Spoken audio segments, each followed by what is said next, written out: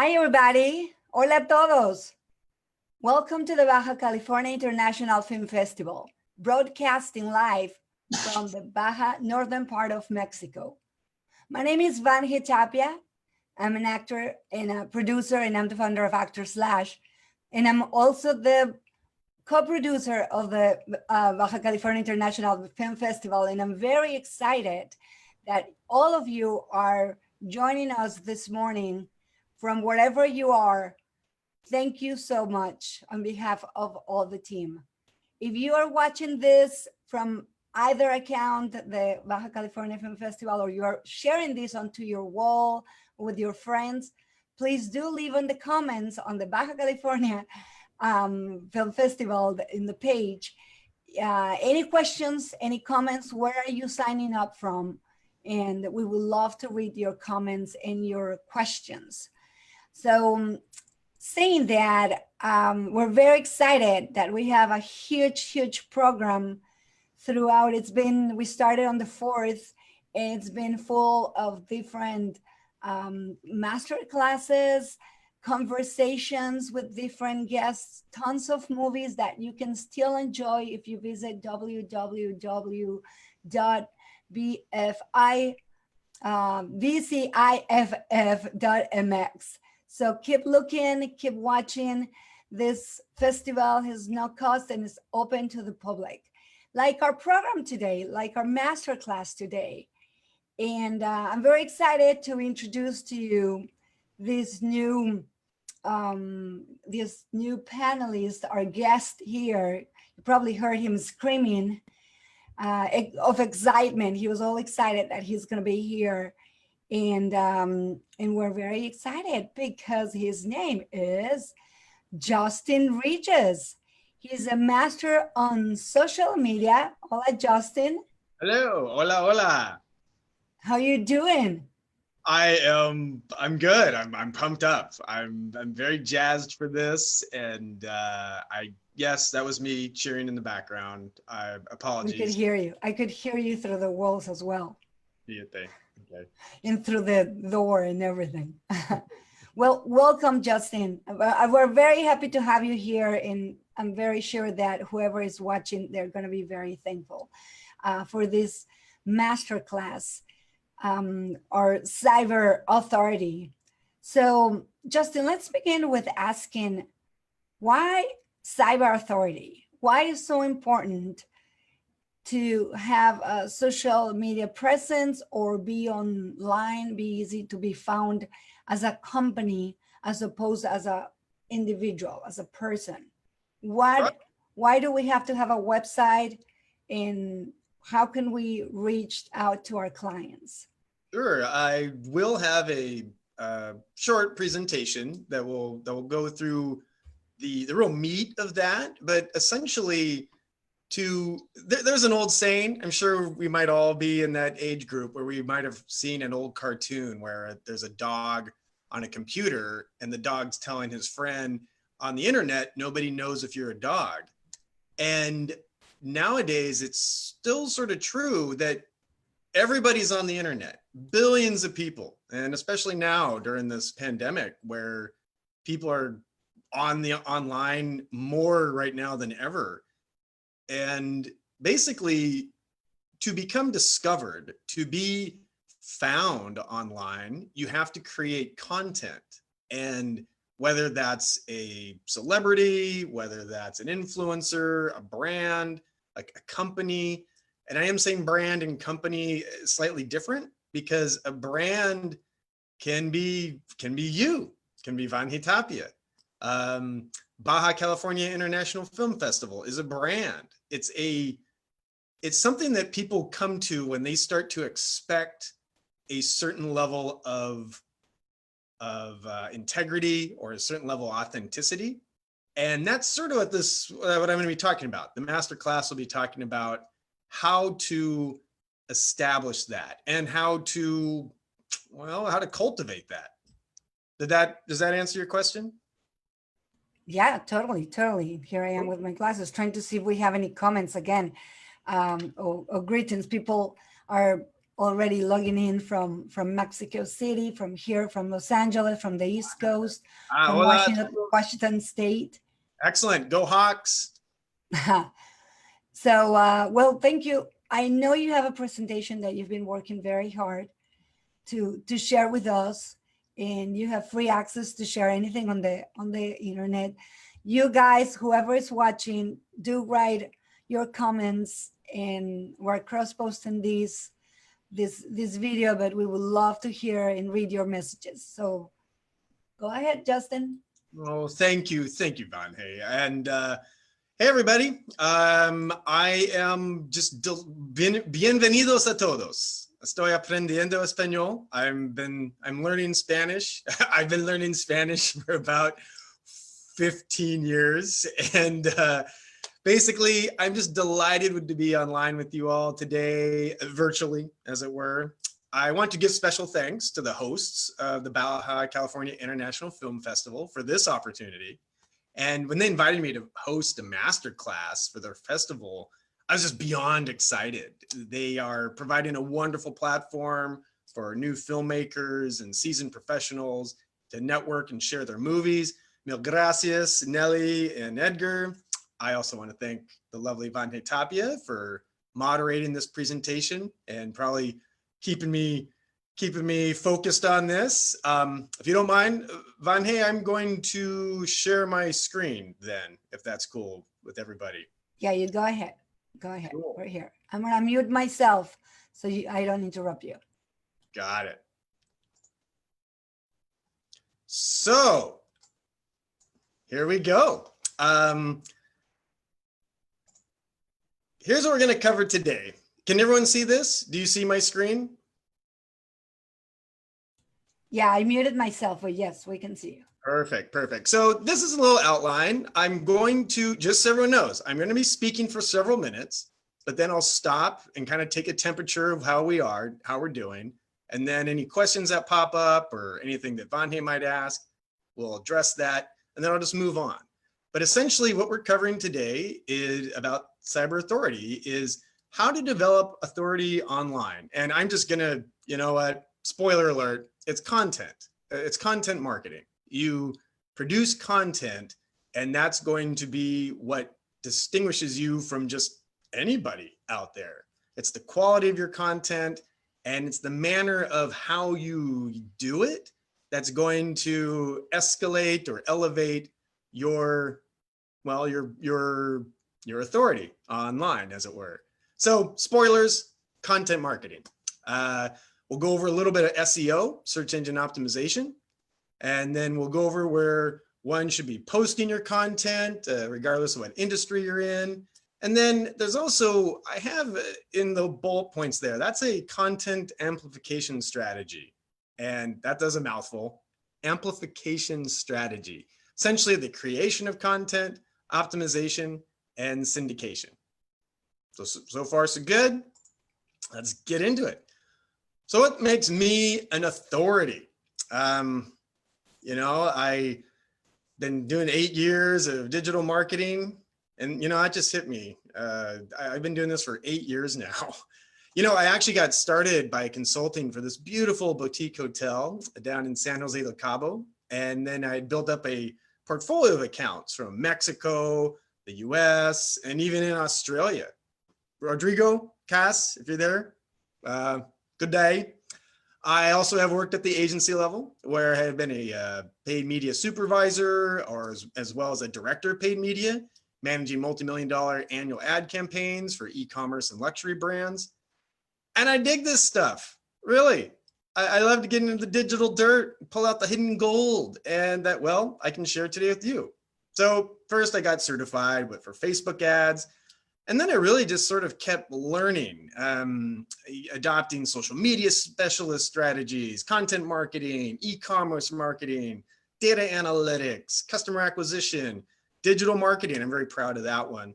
So, you know, basically, I'm kind of a big deal in my own mind, at least. So the issue with developing your cyber authority used to be all about traffic. Oh, I need more traffic to my website. If I can just get more traffic, then I should expect sales. If more people see my posts, then I'll get more fame and celebrity. And traffic is important. But there's a difference between just traffic and audience.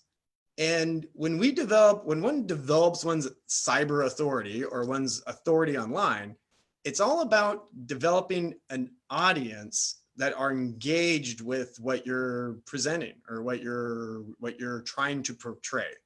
So of course, we all want to see lots of people to see or buy or approve what we offer online. And for a while, traffic drove all the eyeballs and it became a numbers game or percentages. If I get 100,000 people to a site, then so many will buy something. But what's really key, especially nowadays, is to get a group of engaged, loyal fans and let that become the metric of your actual success. There's some loyal fans right there. So people will essentially grant you authority if they trust the source. And whether or not you're just established or you're starting out, the best way to build trust is to engage with what becomes your audience. Now, content marketing has really enjoyed a rise in popularity thanks to this. The aim of content marketing is to develop a loyal audience by creating a deeper, more sustained relationship with consumers through content experiences that actually matter to them. You know, gone is that time when you just post up like, oh, hey, I'm eating toast for breakfast. No one cares about that. But if you are consistently providing a quality of content that they are looking for, that they're hungry for, that's what's going to get you engaged traffic. Years ago, the strategy around this was originally driving organic traffic, where you didn't have ads. You didn't have to pay Facebook or Instagram or Twitter or basically everybody to get that reach, to be able to get out there and get people who are loyal fans, ambassadors, if you will. So essentially, organic traffic is engaged traffic, and that means that you provide something with some upfront value. Now, just real fast, there's 3 types of values that I'm going to cover in content that engages really, really well. You have education, you have inspiration, and of course, I just love this little video. You had entertainment. There's a tremendous amount of content being produced today, yet there's a massive shortage of really great content. So you'll of course get to be able to see this after the recording gets posted and everything. But here's the content marketing formula. Great content equals value providing to your audience, which means that you get an audience. And I am going to briefly talk about it. Once you just start to develop an audience, that opens up opportunities for advertising, which opens up additional opportunities for increasing your awareness, which for, say, a company, that would lead to sales. I'd realize we maybe not necessarily not have a lot of companies on this webinar, on this Zoomcast, but even an actor or a movie or film producer or director, this is what you want to do. You provide quality content that becomes a value to your audience. You develop an audience that allows, say, some kind of monetization. The idea about this is that you develop an audience that eventually trusts you. They trust your authority. That allows you then you don't have to be pitching to them and selling them, but you could be recommending something, maybe get an affiliate commission on, or provide some type of monetization. Maybe you partner with someone else and you increase your audience and then be able to talk to that audience about something that might be of value to them. That raises awareness. And then along with that, you can then start having some sales. So we're going to get kind of in the meat of it a little bit. So stick with me for a few more moments, and then we'll go ahead and I'll take a pause. So regarding education, education, smart glasses make people look smart. So there you go. E equals MC2. If you want people to follow you on any platform, then you need to give them a good reason to do so. That means you need to be able to offer some kind of value for their time, for their effort, and their contact details. And just heads up, everybody, email, everyone thinks that it keeps dying. It's like every year, it's like, oh, this is the year email. It's no longer important. Email is still the number one e-commerce channel for bar none.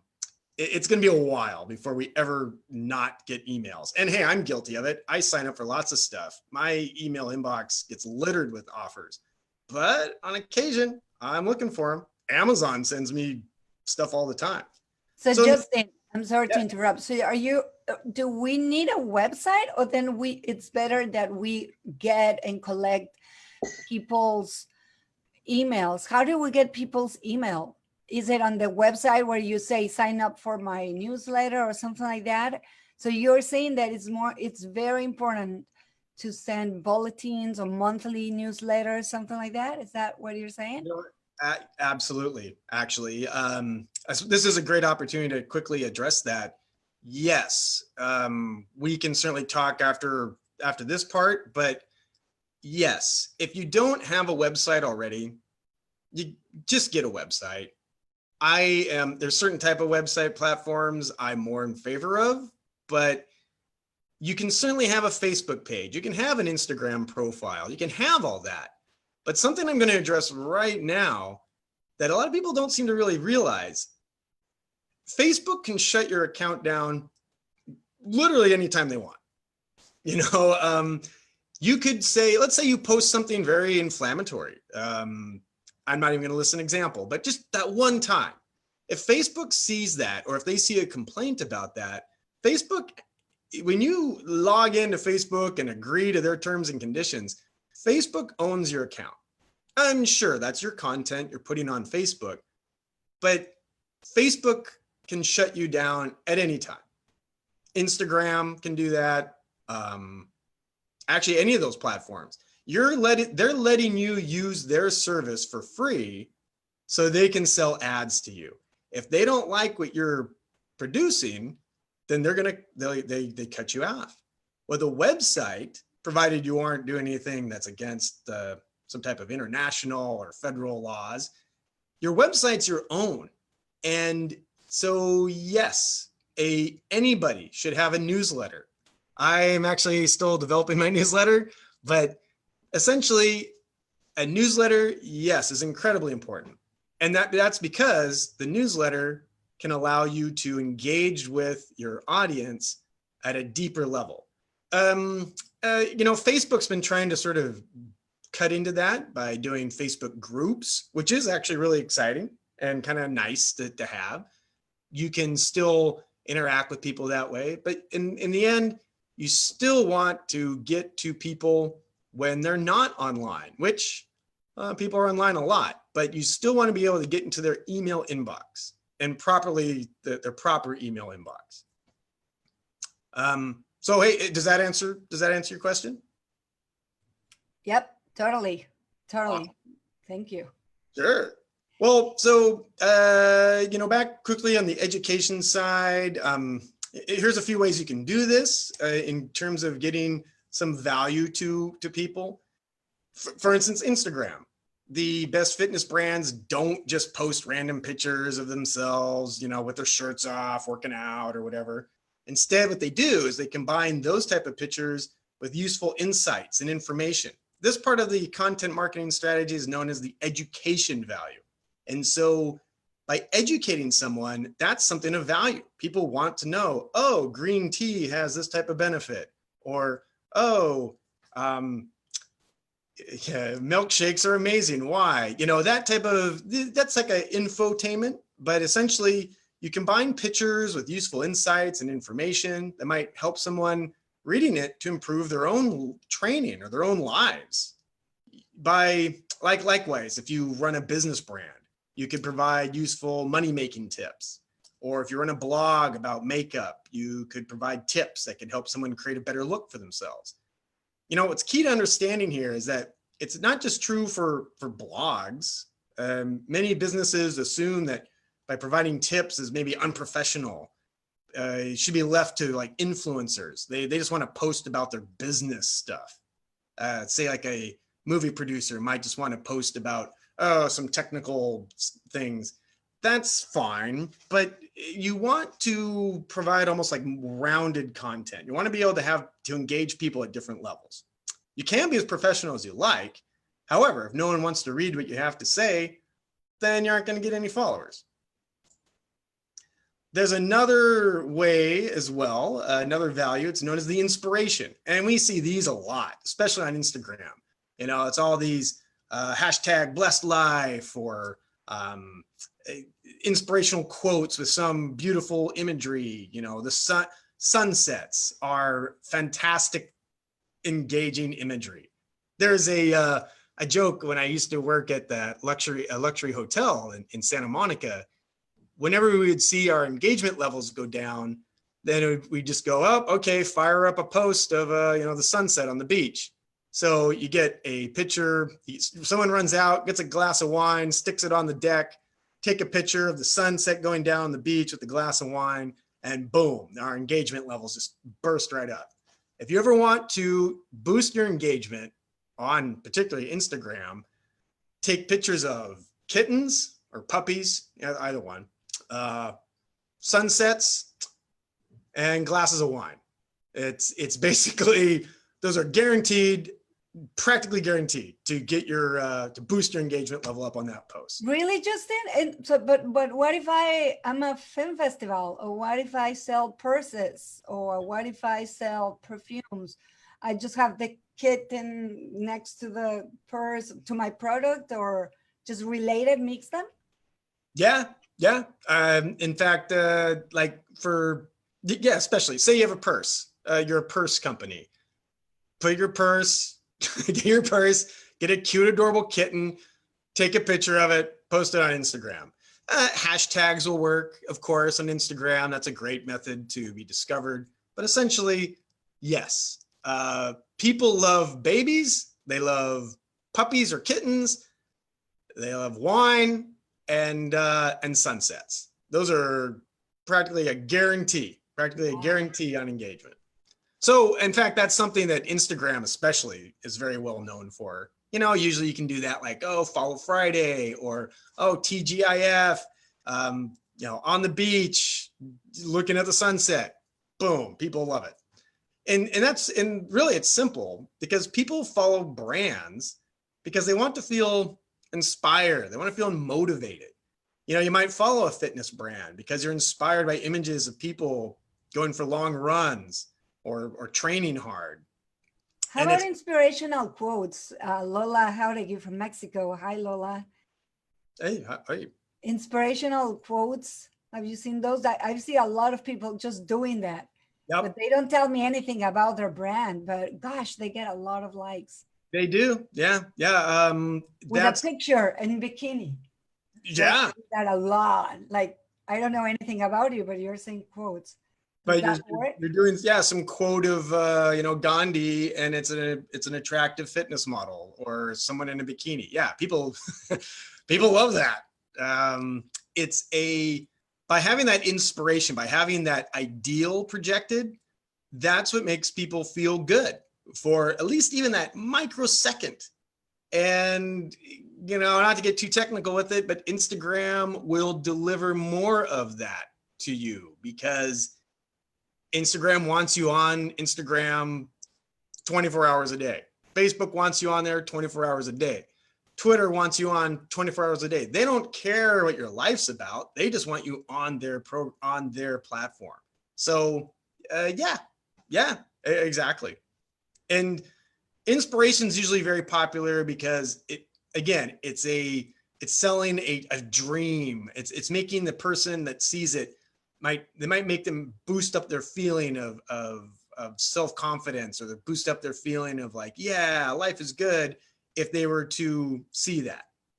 So, brands about making money online might post images of themselves working hard on a computer, or they might post images giving talks in front of thousands of people, or looking all fancy with a sharp suit on. Essentially, if you're a brand, and everybody when you're online, you're projecting a brand, you're projecting your best value, your best self online.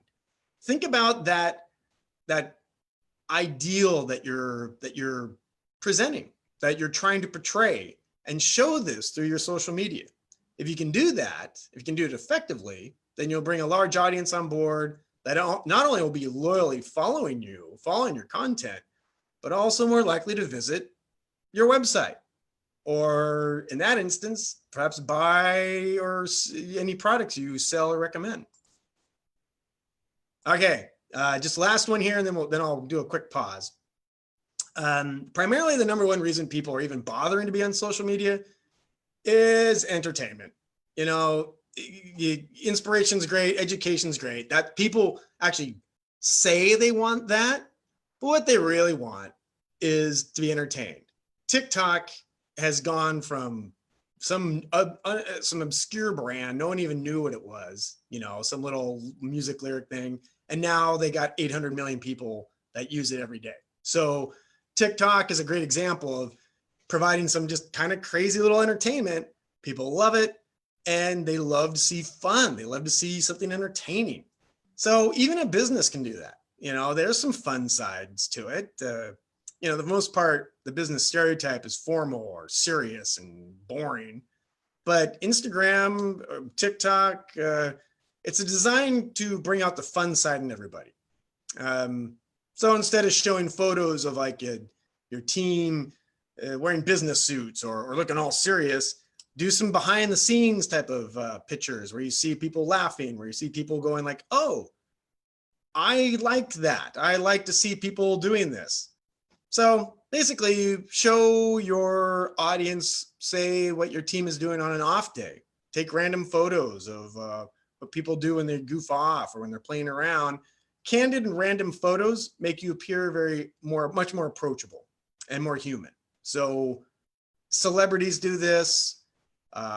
Usually it's a lot of it's set up like a behind the scenes type of strategy where you post something and you're trying to project a professional image, and then you post yourself eating hamburgers somewhere or eating tacos, and people go like, oh, this is a person that's normal, or I can relate to them. How we doing, by the way? How are we all doing? Is there any questions from anybody or?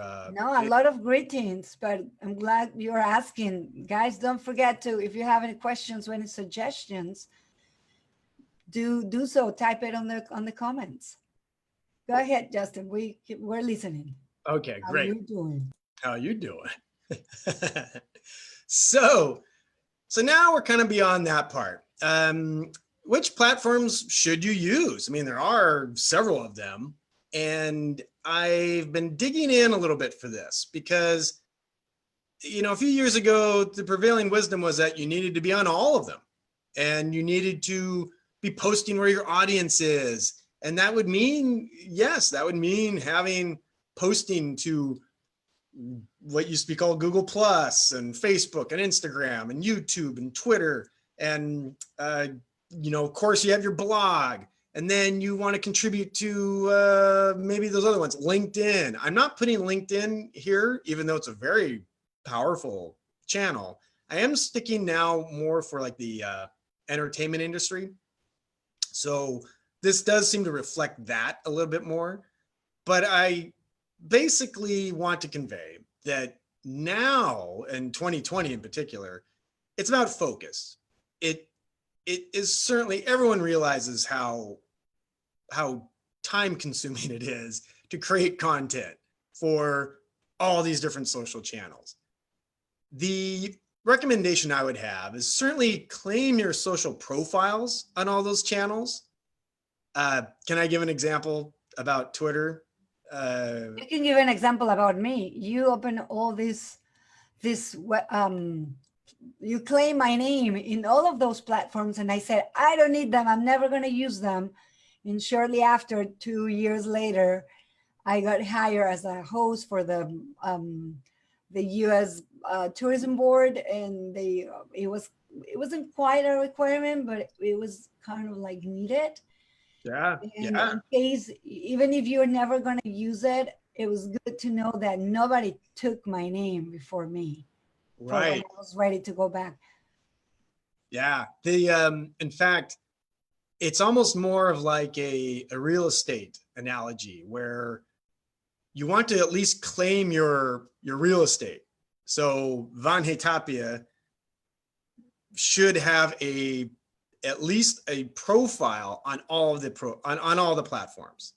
Doesn't mean you need to be posting there constantly. If someone is on there that uses that, say Twitter, for instance, Vange, I know you have a Twitter account. I know you don't post very often there. But if someone is like, Vange Tapia, who's that? And they go and they look on Twitter and they see you, they will see like, oh, okay, here she is. Oh, she doesn't post anything that much. Oh, but I see she has a link to a website or to her Instagram account. Then they go, you're basically kind of setting up your little signposts saying, here I am, but I'm over here. If you want to engage with me, I'm over on this channel instead. So it's now just, again, it's a matter of focus. I recommend claiming all your social profiles or making them across all the major social platforms, because you just don't know when they might become something. You know, Twitter was sort of up until a few years ago, Twitter was kind of fading out. It was used a lot by journalists. I would often use it for, Twitter's really good for like breaking news, for like quick updates and all that. But for the most part, Twitter is kind of like, who's on that? You get lost in the noise. But now everybody's on Twitter because, well, recent events, there's a lot of news going around and people want to know what's up. Twitter is almost one of the best spots to get updated news because it's just so immediate. It's so quick. It's like micro blogging. So TikTok, big in China, of course. TikTok here in the United States wasn't really much. It was what was it called? Musical.ly. And it was just, a place where you can just do lip syncs to music. And now TikTok has almost over 800 million people. And they're just now starting to roll out the ability to monetize. So for influencers, because they could start to be able to collect some revenue off any products that they recommend. So again, you don't really know like where things are going to strike hot, but you want to be there in the event that it suddenly becomes really popular.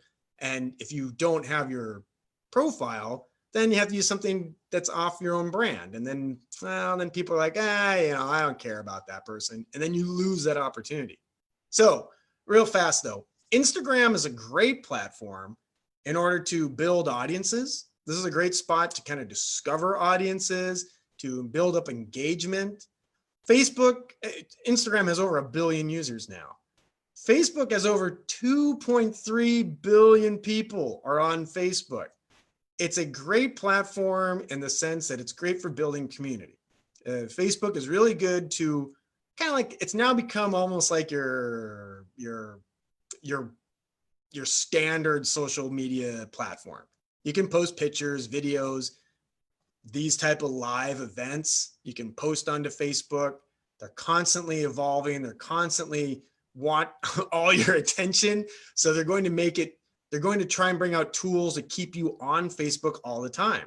Facebook groups is a great thing in that regard to build up a community. It's a great platform still to use. Even though we all complain about it, everybody's on it. YouTube has over 2 billion users on it. It's actors, I'm sure, movie producers, you are already probably posting on YouTube, or I know you're probably posting on Vimeo, but YouTube has so many people using it like a search engine. Now, granted, YouTube is owned by Google, and so there is that chance you're going to be getting some ads in that regard, but YouTube is the spot most people go to see more information about you. And because it's owned by Google, videos on YouTube are typically found a lot quicker when you type in Google search. So if you are a brand, if you are a actor trying to get noticed, if you are a movie production company and you want to be discovered more easily, it's you want to take advantage of that search ability that YouTube offers. So YouTube is a great spot, 2 billion users. Twitter is got 300 some million people in it. It is an excellent spot really for getting the latest news. And it's a great spot for what we call social listening, where you could type this. Is Twitter basically created the use of hashtags. Obviously, Instagram references them, but for Twitter, you can type in a hashtag and see all the topics related to that, and it's super fast. So Twitter, you might want to be on at least to see what people are talking about and see if there's any relevance there that you might want to capitalize on. TikTok, over 800 million people. 800 million people are on that ridiculous thing. And it is becoming the thing. The thing. Yeah. Sorry to interrupt. Now that you're saying about TikTok, there's 2 great questions here. Well, there's a few, but Rogelio Camarillo, for instance, I think he's in Arizona. He says, "Hola, Justin. Hola, Rogelio. You mentioned the importance of creating a website. I'm an actor, not so much a technical guy. I prefer focusing on the creativity. Do you recommend using a service to manage my website, or are there simple to use sites? Like, what do you suggest?" That's one of the questions. And something related to that and what you're saying right now, Lola, again, she's asking, Justin, tell us if actors are selling their job with bikini and things like that. I remember hearing from a lot of casting directors that if you want to be an influencer, yes, go on a bikini. But if you want to show your work, do not use quotes, do not use bikinis.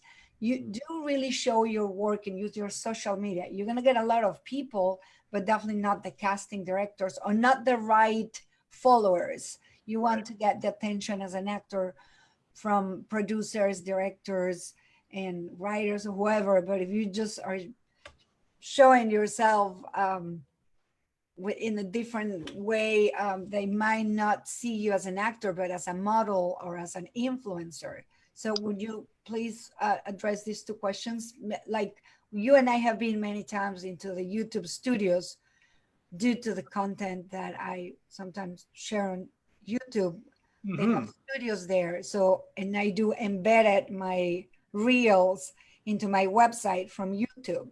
Right. You want to talk about this? Yes. Rogelio, that's a great question. And I'll get to Lola's question in just a second. I'm going to speak a little carefully on this because I do think that it's worthwhile to pay someone for their technical expertise. It's definitely worthwhile to compensate someone because websites can get a little tricky.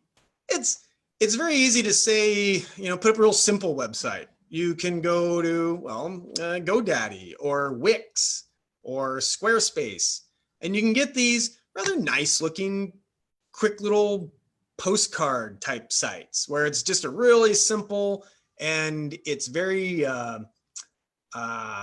basic.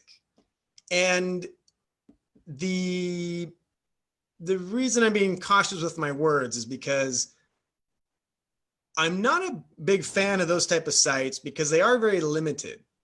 And that means that if you want to expand upon your site, say as an actor where you want to focus on your creativity and have someone else take care of like the technical aspects of it on this website, a lot of these very simple website builders are not designed to be that robust.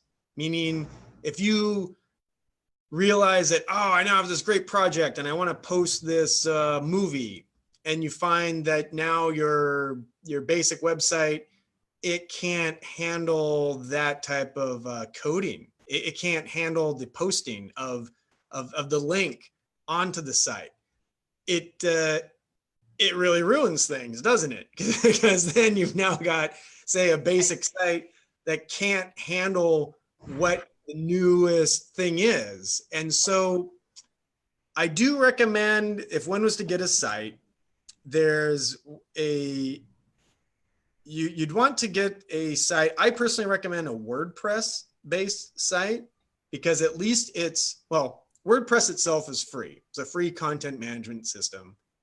You can update it as you need with typically free updates, or what they call plugins. It's basically code that allows the site to now do a certain function. And it's, WordPress is nice because it originally was a blogging platform that's now been converted into doing, basically be a website platform. It's what they call a content management system. And so, yes, you would want to have, I'd recommend getting someone that knows how to build a site. Ideally, it should be someone that knows how to do a WordPress site. Or if you are a business and you're doing e-commerce, Shopify is a great service for that. Now, you'll notice like Wix, Shopify, Squarespace, they can all offer some functionality, but then you start paying for that.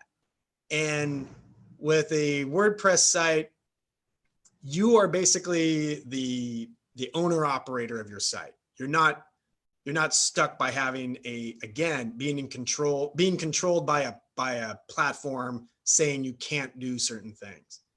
With with any of those other ones, if you were to post something inflammatory and it gets brought back to your site, you could have your site shut down. If you have a WordPress site, provided you don't break any federal laws or any international laws, then you again are in control of all that happens on there. So it's tough though, because designing a good WordPress site can be an investment, can be a capital investment. It can be done for free, but you'd want to get somebody that knows what they're doing. And one thing I will say, once you have a site built up, you can then, it's a lot easier than just to do maintenance in the sense of posting new content onto it, like a blog or like connecting a video link to it. That's the easiest part. Once it's already established, once the framework's already there, then it's a lot easier. Then it's just more like, oh, now I'm just updating. It's the original building up of that. I didn't mean to go on so long on that, but Lola, in regard to your question, yeah, I think that would be difficult. It kind of goes back to the quality of your audience. And I was being very a little casual with that you will get a lot of people liking your content or following you if you're posting pictures of yourself in a bathing suit on the beach and being in a pose, and you'll get a lot of traffic. You'll get lots of traffic. But a casting director, a legitimate casting director, more than likely is not looking to see how sexy you are. And this goes for guys too, for that matter. They want to see like, okay, yeah, great. Good. She looks good in a bikini, but what else does she have? Because they're not casting for you to be a bikini model. They're casting for you to be a star in their movie, or a star, or an actor, a professional in whatever platform they're representing.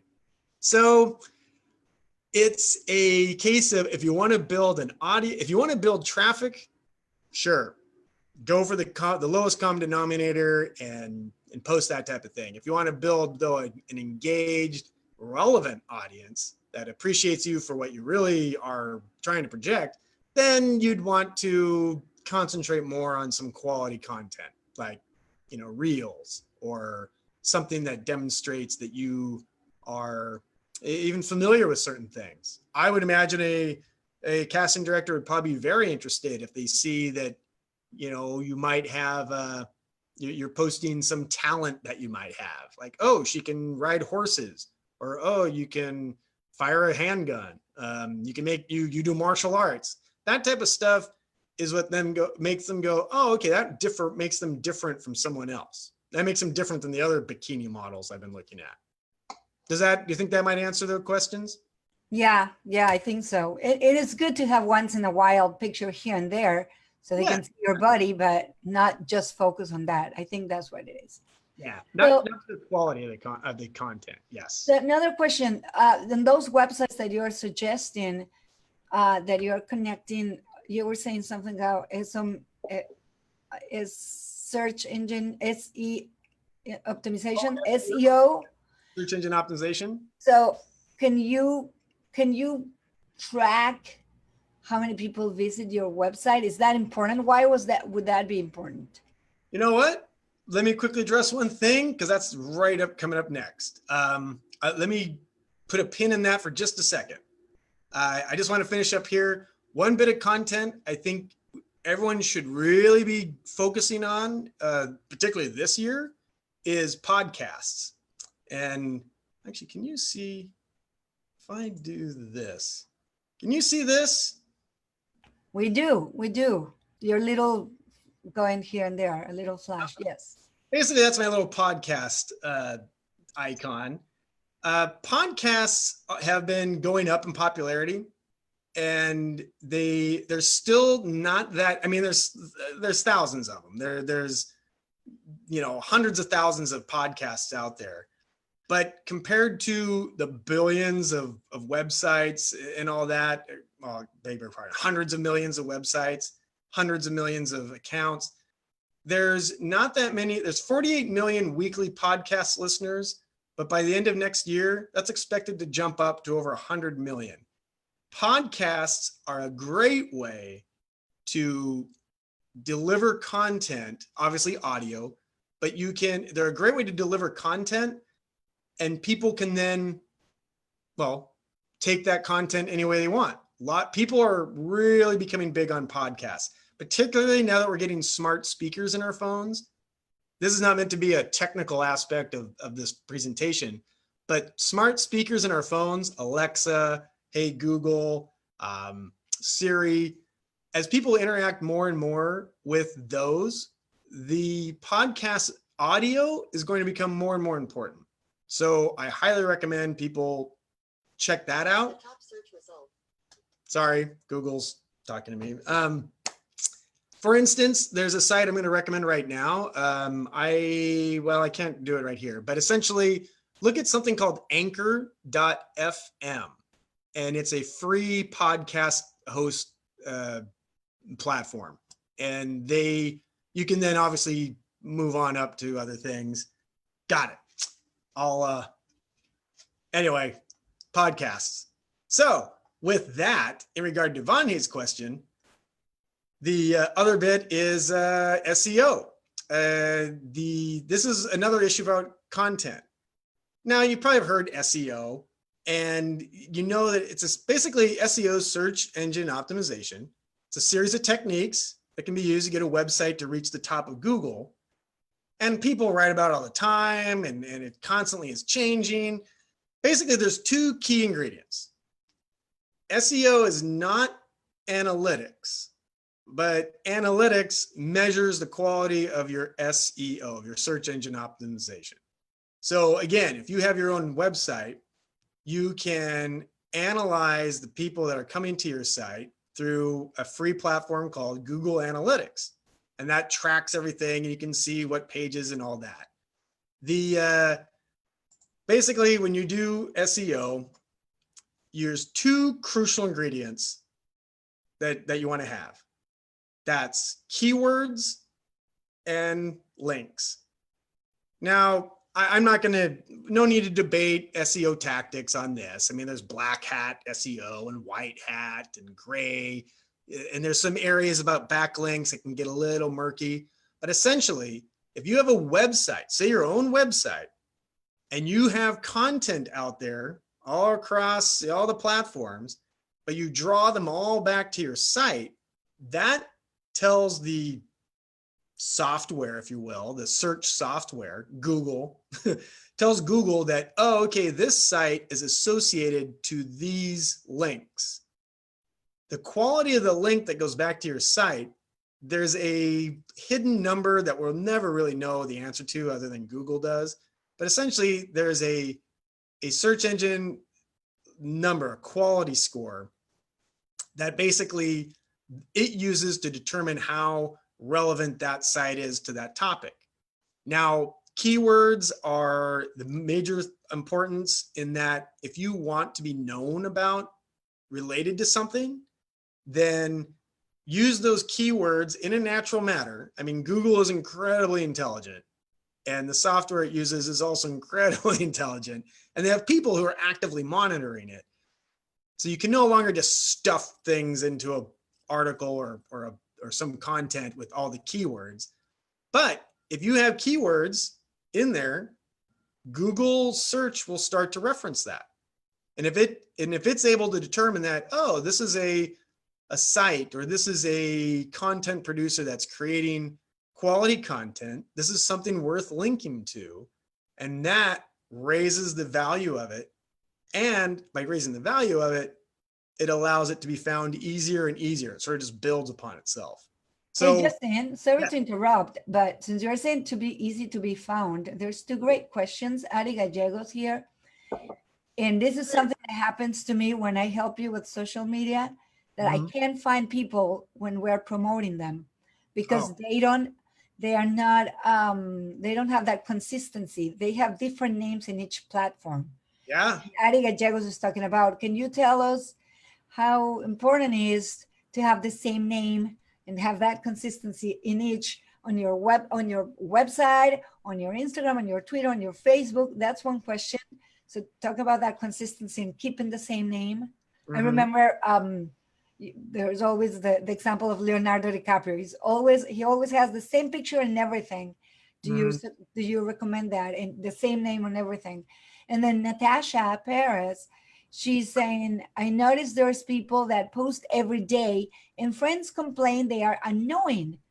Others post so seldom that they rarely show up on my feed. What is the ideal frequency?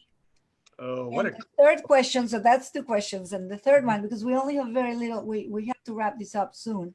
Okay. And the third question is, do you suggest to use these platforms such as TikTok and Twitter, Instagram, all those also to promote or to advertise? Yes.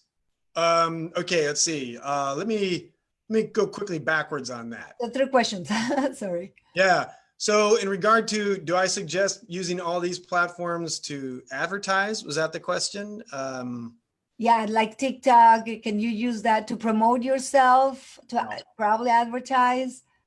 Yeah, real quick, TikTok is only just now figuring out how to do advertising. Just right before the pandemic had hit, just a few months ago, the agency I was at was trying to do some TikTok, work with some influencers, and we would talk to TikTok directly saying, hey, we'd really like to promote this post. And they're like, oh, great, what does that mean? And like, they really didn't know. And we were saying like, well, we'd like to be able to accelerate the reach of someone on TikTok, be able to put some money behind it and get it to be seen quicker. And TikTok was like, yeah, we're working on that. And only just now are they starting to do it. Obviously, you want to do that when there's an audience that you have. It is one real thing about advertising. It's a great way to get traffic. It's not a way to build an audience necessarily. All paid media can do is allow you to get measurable amounts of traffic. If I pay $300, I should expect to get so many thousands of people to see this. You can try and get as relevant as possible. You can refine who it's being delivered to. And in the end, it's going to deliver to it. And then you just see if people come. I mean, there's no real guarantee on the amount of people that get to see it. But if your account doesn't have any followers, is that going to influence in? So here's the thing. This goes back again to the bikini issue. if you can bring, or actually it goes back right to the beginning of the presentation. This is the difference between traffic and an audience. You can certainly use paid media. That's what we call it, paid media. You can use it to bring traffic, and you can refine it as much as you can. But in the end, it's what you're posting that's going to develop your audience. So you can say, like, I want anybody who likes spaghetti in a 50-mile radius, anyone that likes tacos in a 20-mile radius from where I am. And you're going to get millions and millions of people. But let's say you only want people that like a certain type of taco. Well, you're going to get all these people coming in for your tacos, your taco imagery, and you then will see some people just will drop off. They'll be like, this isn't what I want to see. And other people are like, yeah, I want to see more of this. That's how you build an audience, because then you start to engage with that traffic. The issue, going to Natasha's question about, is there an optimal amount of posting? Yes, there is. It depends on what you're posting. Again, it comes down to quality. Like if someone's posting about, I had this for breakfast, that's always the old joke. But if someone's posting that versus, I found this article, or I wrote this article about this, I feel strongly about this thing, that will be what determines what type of audience you get. If you're posting constant nonsense, or just constant, again, pictures of quotes, or you're overdoing it and doing kittens every day, you're not going to get the type of audience that you want. I do have something, in fact, real close in here. Let me skip past that. This is going to be the content amplification. In here is going to talk about posting, but essentially, yes, Natasha, there is a little strategy that can be done. And I have a content amplification strategy coming up here. I'm going to zip right through. Ari's question, yes, this is all about getting your social real estate. Claim your name as much as possible. Claim that spot on all the platforms. You may not necessarily ever be on that platform, but claim it. Get your name. If you can't, well, then, do the best you can. But you want to maintain a brand. You want to maintain consistency. People go to McDonald's around the world, not because like, oh, I want to see what the Paris version of McDonald's is. They go to McDonald's because they just know that if I go to McDonald's, it's going to be the exact same thing that I get in Ventura, California, or in Los Angeles, or in Tijuana, or Mexico City. It's the exact same thing, which is boring, but it's consistent. And that addresses somewhat of Natasha's point. If you maintain a level of consistency, that allows you to be found a lot easier. If you maintain a level of consistency in your name and level of consistency in your posts, that will get people, they will come to expect that. They want to see that. People want consistency. Yes, we all want change. We all want to discover something. But when it really comes down to it, what we really want is, I'm expecting a certain result from this person or from this brand. If it's something different, that might be shocking. But if it's constantly different, then I have no idea what it's about. Let me see. This is a content strategy that Vange will just quickly blast through it. Basically, you create content, you optimize the content, and then you syndicate the content. Consistency is key. Consistency means posting regularly, but it also means having consistent messaging, branding, and quality. Put that on as many platforms as possible, but you should basically have a consistent brand and style across all the platforms.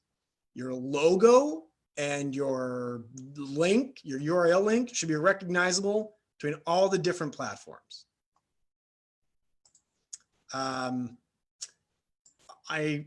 Rats. Video is basically the best. If you do any type of content, video is by far the best, because with video, you can break it up into segments. You can record, you can just take the audio out, make it a podcast. You can share that video. It's much more personal because you're getting like, literally FaceTime with your community.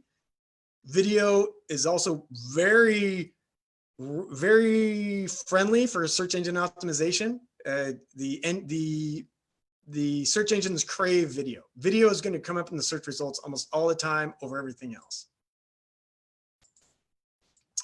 You got types of content, behind the scenes content, interviews and guests, tips lists. You can do curated content. That's when you are producing something or kind of filtering something out.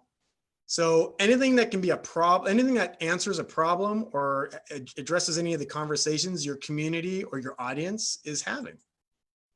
When you optimize, so if you want to share it, you make it consumable.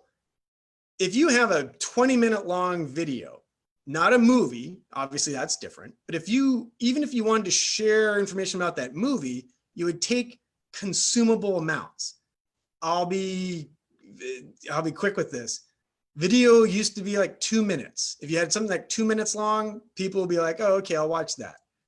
Ideally now, it's now teasers. It's now 30 seconds. Instagram won't even allow you to do an actual video post longer than 60 seconds. You can do, IGTV, but essentially video, consumable amounts. Make it easy for someone to watch it. If they can watch it on their phone and they can maybe then link to it to see it somewhere else, that's even better. But basically you want it interesting. You want it to be something consumable. Make the video title interesting. That helps with your search engine optimization. Create a thumbnail for the video. You don't want this, you want that. You want, if you're marketing, say Facebook, you don't want a screen of Facebook because no one's gonna be like, well, what the heck is that? I don't even know what that is. I know it's Facebook, but what's this video about? If you see a thumbnail, it says, oh, Facebook marketing services from Regis Social Media, you know what that is. And then that can determine if you want to click on it. If you want to click on it, then you are interested in that. That makes me know that you would be interested in that. Don't worry, you can't click on this. That's just a picture. So syndication. Oh, I got these all out of the place. Crap.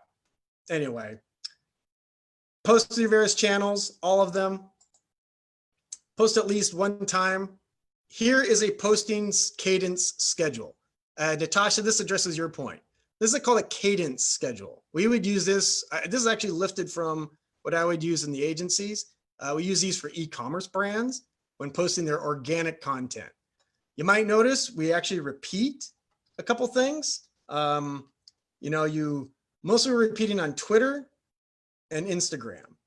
Facebook, we actually would not repeat very often, but Pinterest we repeat a lot. I didn't mention Pinterest. Pinterest is kind of more for e-commerce, or basically you can take advantage of Pinterest because the links always stay active. But Pinterest is sort of like a hidden little SEO relevance type of thing.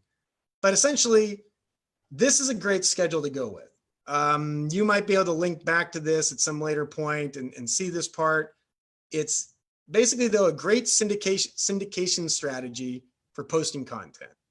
You do it for Twitter, Instagram multiple times because that just is so much noise. It just keeps blasting through. Facebook, you want to be able to just do one. You just want to set a consistency. So basically, hopefully by now you're equipped with the tips, strategies for generating traffic to your site, building your following online. There's endless opportunities to drive traffic, generate awareness, build relationships, and in one way, bring in some revenue. Again, don't jump into everything and do it all at once. Spreading yourself out too thin isn't going to do you any favors. Pick one or two mediums, go all in and on it, and that'll give you the best chance for success. So for instance, for me, I'd say follow me on Instagram. I'm really good at promoting other people's stuff, not so much my own, but I just want to say thank you to the Baja California International Film Festival. Thank you to Vange. That's my Instagram handle. If you want, follow me, Justin T. Regis, and I am going to stop sharing my screen. Hold on. Well, thank you so much, my Justin, my dear. Yes. So, in other words, it is important that you have a working, a very good quality website that can be linked to the SEO, Well, so you can track. Is that what you're saying? No. a good, if you have a good website that already establishes your search engine optimization. Yes. It's kind of hand in hand, kind of goes hand in hand.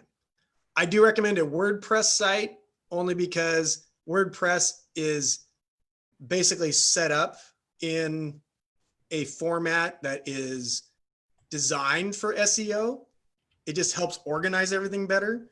If you're an e-commerce brand, you might want to look at a Shopify site because Shopify is also designed to have it very easy. It's very clearly laid out, like how it's set up. We could do whole nother thing about schema and the backlink strategies and all that. But yes, a proper website is a great place for you to host your own content, or rather link to your own content, have it all come back together, have it become like your authority, like the Baja California International Film Festival. All these links are going back to their site. The festival is getting a lot of attention. That goes to the site. I mean, obviously we're on social media, but as it drives traffic to the site, drives the right kind, and then that allows people on that website to figure out what people like. But what's dragging everybody to the website? The social media. What is shared on the social media, it's bringing everybody to the website. That's what. So, Yep. so have the same name for all your platforms, preferably. Yes. Except for Twitter, that it only has certain amount. But Well, I mean, that could be. Have as many platforms as you can, even though you don't use them. Claim your name. Yes. Have a working website. Have a bulletin and invite people to sign up to your monthly or weekly or every 3 days or whatever. Whatever you could do. Yes.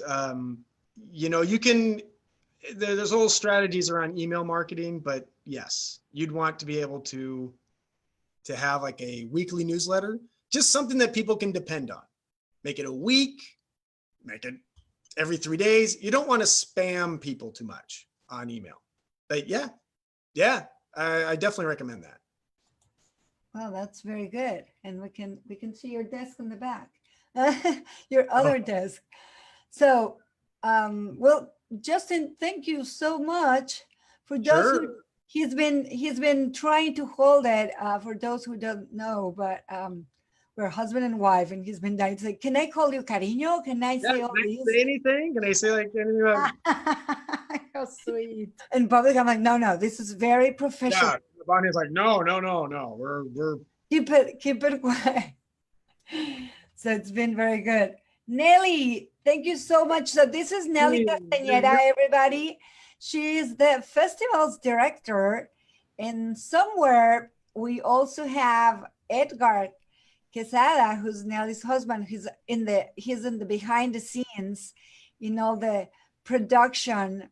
So guys, we've been putting so much love into this festival. And Nelly, this is your fourth edition, but your first virtual. How's it been, the experience? It's been great experience, and I'm so happy, and I want to congratulate Justin. He's been doing like a great work in our website. And I was telling my husband that I'm really happy because now we have presence on the website. So it's been amazing working with you guys and do this as a teamwork. I'm really happy, and I really, really appreciate it. Oh, thank you. I guess I just want to also, this has become like just a big hug, abrazo, momento. Virtual hug. Virtual hug. See, yeah, it is it's just so creative and just energizing. It's exhausting, like all this creativity. I'm so impressed, like all the amount of production that goes in behind this. I've not worked on a film festival before or at one. And I'm just so impressed with like all the people that you're in contact with and all the content that you're organizing. And this is a virtual event. So Exactly. And in it's a been way, this is a great. little, I mean, I can't say this is easier. It's certainly different, but I mean, imagine if this is all live like you did last year. I mean, that would be just, wow. That'd be crazy. Yes, we are getting to a lot of people through the website and through the internet, and we are like really surprised because it's like being a lot of people from different parts in the world are watching the movies and all the program. And I love that you as an American can understand very good our idiosyncrasy. Oh, Yes, it's like really nice because everybody's been telling us like, oh, you know what? I love the way that you have all the information and the website, and it's really cool, it's really clear, and they feel so comfortable, you know. So for me, that's like the successful thing. see, I'm very happy. Very No, happy. no, no. It's really nice because a lot of the people they're like Hispanic people or persons from different parts in the world, and everybody's getting the same thing, the same information, and it's great for us. And I really appreciate all your work. Your work. I'm so sorry, and Vange as well as our co-producer has been doing a great work. And well, all this is like teamwork. Yeah, this has been, again, it's been really, gosh, it's just been very fun. And I know that we're not even done with the festival yet, but in fact, there's so many more events that are going on. I just, thanks again. Thank Thank you. you, Justin. Thank you for being with us. Thank you so much, Nelly. It was supposed to end tomorrow with the event, and the festival is supposed to end tomorrow, but due to the demand that this festival has had, and to the fact that it was going to be canceled because it's supposed to be in person, and due to the COVID, like within 2 weeks, Nelly's like, no, I'm gonna do it online, and boom, like in 2 weeks, everything was put up together. We made this program. It's supposed to be, we started with 13 conversations, and now there's like 25, and she keeps bringing more movies. So know that instead of ending tomorrow, now it has been expanded to the 28th. So yeah, keep going to the website because you have free access to all these amazing movies from different parts of the world. As Nelly says, remember it's www and then just the Baja California International Film Festival, BCIFF.mx. And thank you so much again, everybody, for watching. Justin is going to go. I'll give you you can talk in a moment. Justin is going to go and check out the website, the fan page of the Baja California International Film Festival to read all your messages, to read all your comments, and probably address any information that you may have. Right. So, I might DM a couple if they're too personal, but yes, I'm going to check those out. So if anyone's question wasn't answered, I'll be happy to do that. If I could put one plug for the film festival, go to the contact page on the film festival, send them a message. And, you know, there's already stuff going on right now, but when the festival continues, there's going to be, that's the spot where then you're going to be able to be like one of the first people to get more information about the next upcoming festival that Nelly and Edgar will be hosting. And that essentially go there, just give your email address. You won't get blasted with anything, but you'll basically be given first dibs, first VIP knowledge about what else will be going on for the festival from now and to the future. So that's how that part works. And thank you, Justin. See, have a great day, everybody. Buenos dias, buenas tardes, buenas noches, everyone, wherever you are in el mundo mundial. And I'll see you on the Facebook comments. Thank you. Take care.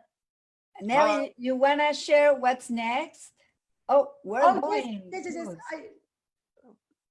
Yeah, we're sharing actually our closing. Let's do it. Stay tuned. We're having a conversation with Sergio Guerrero. Thank you.